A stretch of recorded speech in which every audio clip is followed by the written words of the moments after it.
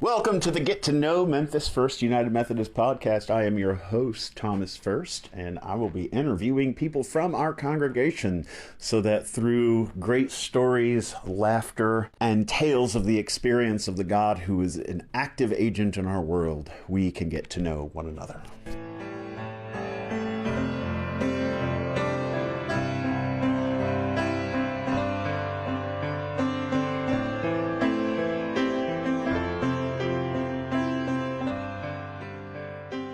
Welcome back to the Get to Know Memphis First podcast. I'm your host, Tom First, the pastor of Memphis First United Methodist Church, and I am glad that you're here. I am also glad to be welcoming my friend, Martha Park, who I have only known for the last couple of years, but I've known about Martha for a really long time. And so I'm excited to be able to interview her and for you all to get to know her. So welcome to the podcast, Martha Park. Thank you. Thanks for having me. Yeah, you bet. So I'd like to start off with a pretty, well, I don't know if it's a softball question, but a kind of a general question for people. From what I understand, I've read your memoir. I know a lot of folks in your church have read your memoir, but I'm wondering, do you remember the first time like you had impressions of God or any conception of who God was and what God was like? Yeah, I think growing up for me, what I realized, especially as I wrote my book, was how much the presence of God in my early life was tied to the parsonages that we lived in, and the fact that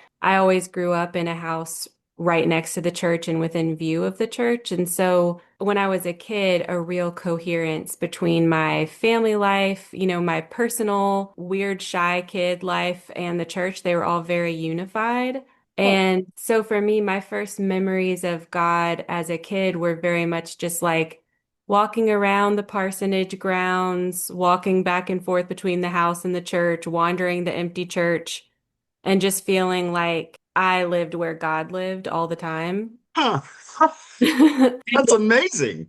What I really struggled with was later on when we stopped living in parsonages next to the church when I was in like middle school. Kind of in retrospect, I've struggled to disentangle what is just the regular adolescent kind of experience of feeling a little bit distanced or alienated from God and what was the fact that we were suddenly living far away from church. Like there was both of those things kind of happened at the same time. It's been hard to disentangle those things. That would be really interesting to have this unique kind of perspective on omnipresence, the all presence of God, and then around middle school to sort of realize that that was tied to place, Hmm. but still have this maybe belief in God's omnipresence. But you're like, wait a minute, the place is different. Yeah. Yes. Yeah. You said something about like walking around in the empty church. What did that do for you? I just felt really at home in church, and I felt like it was an extension of our home, whether there were other people or not. And it kind of felt like when people showed up for church, it was like we were opening our home to people, but then I could still be there, other times. There were nights, my dad would be holding a Bible study and my mom would be in an NYF meeting and I would just be kind of wandering. And I love that. I'm a kind of interior person. And so to be in a space when it was empty and just kind of be left to my own devices. I felt like as a kid, I've never been someone who talked to myself, but I felt like I was kind of in constant conversation with someone that I thought of as God as a child. Yeah. And it was very tied to just kind of being in that space all the time. Yeah, that's so interesting. But it doesn't surprise me that moving away from that space, also in conjunction with middle school, preteen stuff, that would have had a psychological impact. I was reading recently about how, just different stages of human psychological development and what happens in the preteen years and the teenage years, this further differentiation from parents that happens psychologically. And you were also experiencing that potentially on a spiritual level. Yeah, I think in a big way. I think that's something I've never been able to really parse out. I just know that they're all like mixed in with each other. And so it's like some of that transition in the way I was thinking of myself within my family, within the church, my relationship with God, it feels very tied to that kind of physical shift. But I don't know what my experience would have been like becoming a teenager if we were still living in those parsonages. I don't know. But that change just all kind of happened around the same time. Yeah. Well, certainly the major shift of hospitality that happens there, right? If the church building is an extension of your family's home and you're welcoming the church members into your home every week, when you move out of a parsonage and it's not as connected, that hospitality element, that welcoming element is lost as well. Yeah, I definitely felt like we were then showing up in other people's spaces. And I felt as I grew up much more like a stranger coming into a congregation rather than it all being kind of integrated in the way I felt as a kid. Yeah. Wow. So when you were a kid, is there a person that you think of who sort of created initial impressions of God? I think both of my parents, in different ways, my dad and his kind of consistent engagement, both with the intellectual work of reading commentary and scripture and writing every week, I think that really impressed on me that God was worth serious engagement and Ah, serious thought. And also in the work he was doing with his congregation, I knew when people were sick or when there was a new baby or when someone was getting married, that he was part of making sure that they felt like God was present in that transition with them.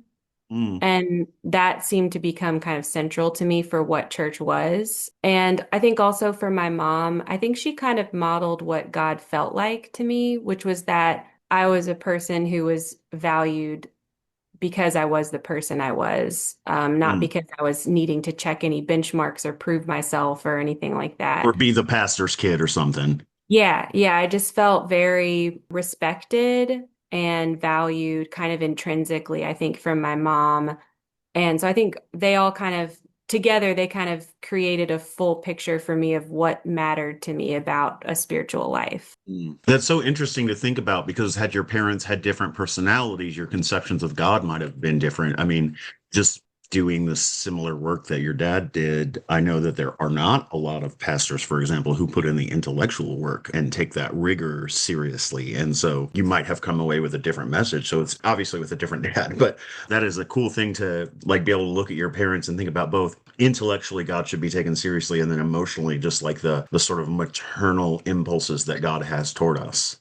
It's sort of Yeah. a robust picture of God, really. Yeah, yeah, I really think, and especially as I've gone out and talked to people about my book, one of the things people really express to me is how lucky I am to have had the dad I had, who was also like the person who introduced spirituality to me, which I knew, but just hearing that over and over again has been really affirming. And then I think also becoming a parent myself, I really think of God in kind of a parent relationship. And so I think those are all just kind of wound up in it for me. And again, I don't know what it'd be like, if my dad was a different kind of preacher or if I had grown up with parents who were involved in faith but weren't like the preacher and the preacher's wife. And Mm. so it's like I'm interested in the ways that those things all become kind of tied up in each other for me. But I definitely think of God a lot of times in terms of parenting. Yeah. Well, and certainly there's a lot of reflecting on that in your book. And you talk about even, I mean, one illustration of that is, as you said, people come up to you and say, you're really lucky to have had the parents you had, particularly as they oriented you toward the faith in a certain way. But you talk a lot about Colin, how Colin's orientation toward the faith was very different. But it's really interesting to me to think about like what I know about your journey that a lot of times like the whole deconstruction movement over the last 10, 12 years amongst particularly millennial age Christians, that a lot of that has come out of church hurt. And I wouldn't dare say you don't have church hurt, but it doesn't sound like you have individual church hurt the same way a lot of other folks do. But you Right. still express doing deconstructive kind of work, both in our conversation now and also in your book. Yeah, I guess I see that as a bit of an extension of the intellectual rigor and of knowing that even though I haven't been harmed by the church in the same way a lot of people have, that is very apparent that that's part of the experience. And I mean, I feel like I experienced some of that in my own way, but it wasn't tied to my identity, like my sexual orientation or anything like that. So it's a little bit different. That just feels very central to me in understanding how the church has hurt people and what plays a role in that. And I think almost because that wasn't my personal experience, I have an emotional and intellectual need to understand it better, I think, and understand what people's experiences were like. And I think Colin was a little bit closer to that kind of church experience growing up in a more conservative church. And so I think just for our own relationship, his experience of like baptism was so different from my experience. Like kind of any formative experience we had in the church, there's kind of a fun house mirror effect. And so that's kind of brought me Yeah. into wanting to understand what that experience was like and what kind of effect it would have on you as a person. And I appreciate too the funhouse mirror effect. You have this drive for empathy that wants to understand other people's experience. But also, I think there's a positive element of deconstruction that I think is at work in you that like you're like, I'm not afraid of this because like you said, like this kind of intellectual rigor has always been something I have assumed like God, sort of wants from us. Yeah. Yeah.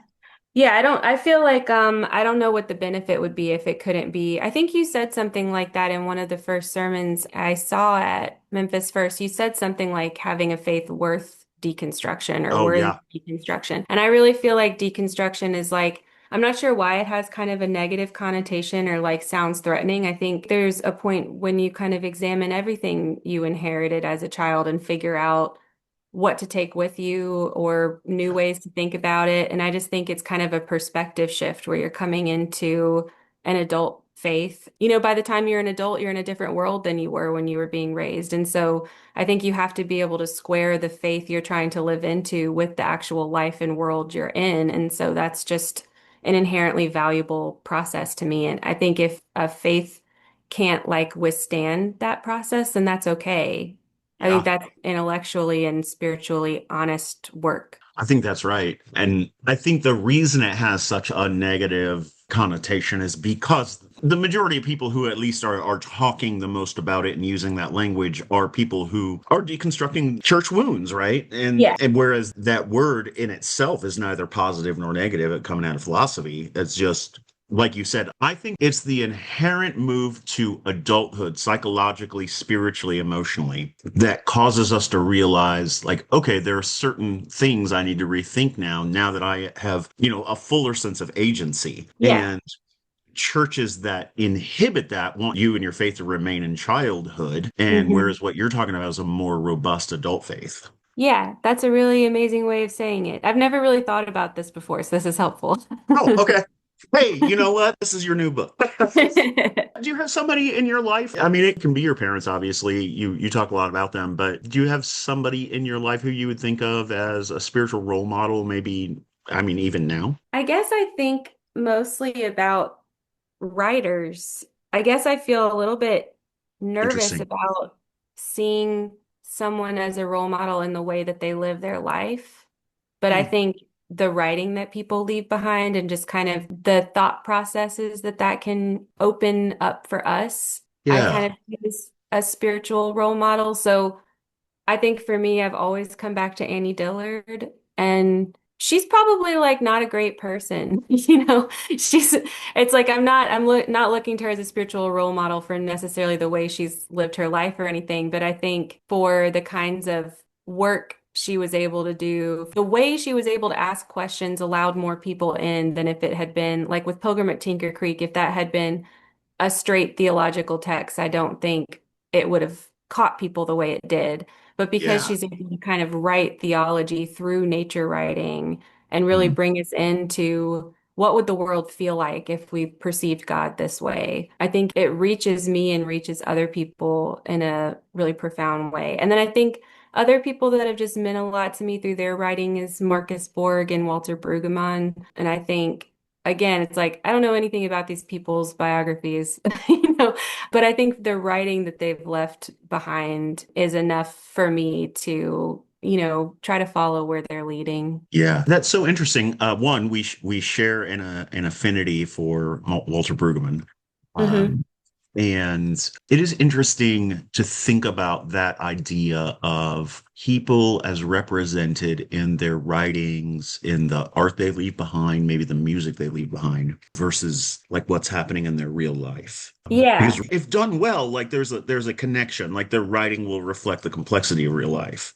Well, and I think there's so much conversation right now about, or for a long time, about whether we should separate an artist's life from their work. And I don't really have a good answer to that. But I guess when I'm thinking of role models, I tend to think it more as like a person's creative work versus their lives. Because I think we're all just, it's hard to know about a stranger's life, but I can get into their writing and it can lead me to a new version of my own life. And I'm grateful for that.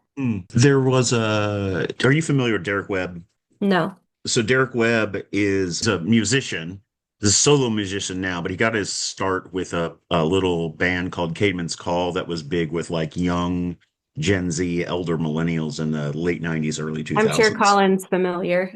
Yes, yeah, yeah. And they wrote a lot of really what they were doing was they were writing thoughtful theological music Uh-huh. that was really out of step with CCM, but somehow like they found an audience. And they were mentored by Rich Mullins, who like I think probably your parents would probably know. Mm. And Rich's thing was like there was a strong consistency between his art and his life, right? Like his ethos, his character was well known throughout. You know, he did a lot for marginalized communities, and so anyway, he mentored this young group of kids who were doing this really reflective theological music. And over the years, Derek went through. He became famous for like writing songs about loneliness and stuff. And over the years, he became sort of the image of, I don't know about like negative deconstruction, but he did this whole deconstructive thing. And I don't know that he would identify as a Christian anymore. I'm not sure. Mhm. But I was at a conference with him a few years ago, and he was just singing some songs with Flamey Grant, who's the drag queen who won the Dove Award a few years ago. Mm. And he had written some songs with her, I think, and so he got on stage and he was in a dress, and so I was at this concert with him, and somebody in the audience asked him, like, how do you think your mentor, Rich, would feel about the direction your career has taken, where you're not, Mhm. engaged with the church anymore, and like you were the spiritual role model for people, and now you're sort of, critiquing the church because of the trauma she provides everybody. And he had Uh-huh. this really interesting answer.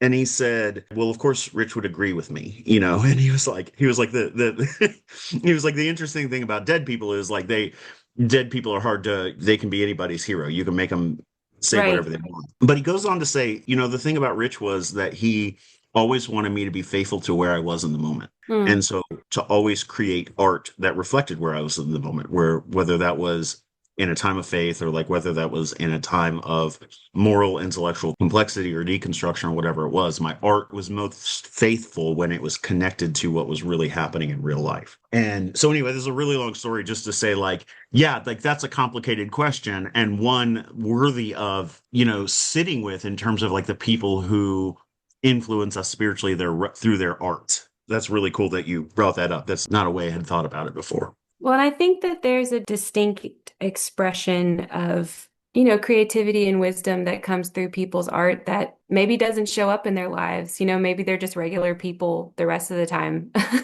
But I really think that there's something at work in a writer or an artist between themselves and their work that's not just them, that's bringing some other kind of wisdom in. Mm, And so I kind of value that on its own yeah. footing, Yeah. even separate from the rest of their lives. Yeah, that's really interesting. Yeah. In art, what we get is people's responses, whereas in real life, we get their reactions. Yeah. And responses, require they're sitting and meditating on their words or their ideal selves or how they would like to respond. In real life, when you're actually dealing with them, you get their reactions, which is not more human. I think it's still human to sit with your responses. hmm But yeah, that's interesting.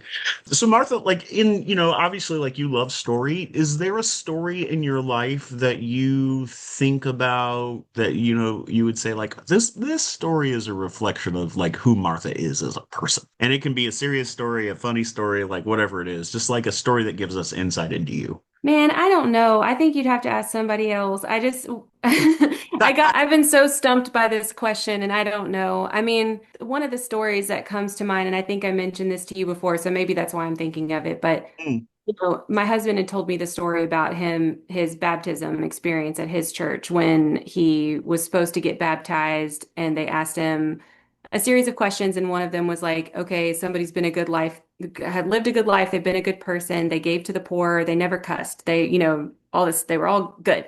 And then, but they never, gave their life to Jesus Christ and then they died. What happens to them? And he said, well, it sounds like they're a good person, so I would assume they'd go to heaven. And he failed his baptism class and had to retake oh my it, and God. he didn't get baptized. And this was a story that a lot of times I had Oh. told in a kind of like sarcastic, funny way, like, can you believe that's so crazy? But then there was one morning that I was talking to Billy Vaughn, who, if I'm being honest, probably Billy Vaughn is a spiritual role model for me. He always Mm, has for like, the actual life of a person.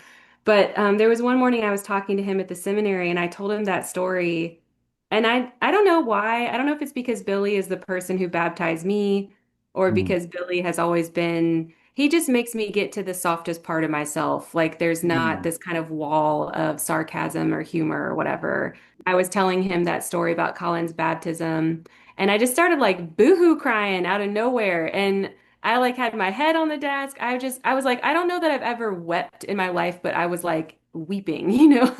Wow. And I think for some reason I think about that a lot is like I think that's kind of how I operate a lot in the world is that there's a kind of Mm. defensive wall of being self-deprecating or sarcastic or humor, and that there's this very tender little heart right underneath there. And with them with the right person, I'm just a crybaby all the time. And so I think that's been kind of hard for me to navigate going and talking to people about my book because like at church a couple weeks ago, someone was telling me something so sincere about the book and the way it made them reflect on their relationship with their dad. And I was kind of like, I have to find a way to deflect this and laugh about it, or I'm just going to start crying and I don't Oh, want to cry. wow. Yeah, yeah. I think that's probably kind of the core of what I'm doing anytime I'm in a social interaction with anybody is I'm trying to figure that out. Yeah, that's so interesting.